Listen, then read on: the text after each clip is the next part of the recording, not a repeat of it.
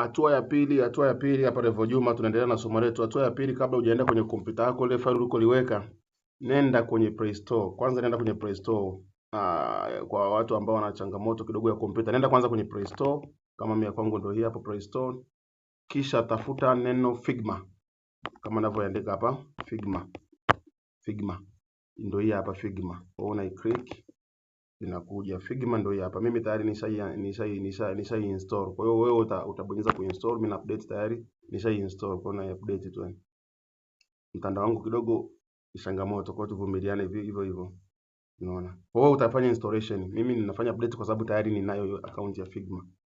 Baada ya kuwa umemaliza kuinstall ile application yako ya Figma, itakuletea neno, nadhani ngoja tungoje ile neno lije hapo. Neno open, itakuletea neno open, utafungua hapo hiyo Figma yako. Shaifungua hii application yako, itakuwa hapo na kwenye kompyuta, kwenye desktop ya simu yako. Hapa ni kwenye simu, sio kwenye kompyuta. Naomba tuelewane kidogo. Mimi tayari nishajisajili, kwa hiyo ndio maana nimeenda moja kwa moja kwenye account yangu. Ila kama hujajisajili, ngoja ni log out kwanza ili tuelewe namna ya kwenda.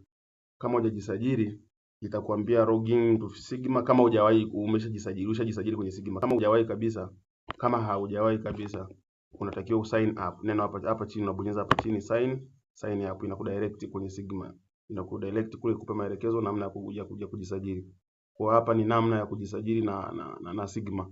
Kwa hiyo hapa mimi tayari nishajisajili, ndio maana kila dakika inaniletea. Ila kama wewe itakuwaje kuletea, itakuomba email, itakuomba na password. Haina mambo mengi. Utajisajili. Ukishajisajili sasa, nitakupa hatua inayofuata, una cancel, unaachana nayo. Kwa hiyo hata ukija kwenye simu yako, ukishuka unaona faili limeandikwa Figma, ile hapa Figma. Kwa hiyo uwe nalo kwenye simu yako. Baada ya kuwa nalo kwenye simu yako, tutaenda kwenye kompyuta sasa.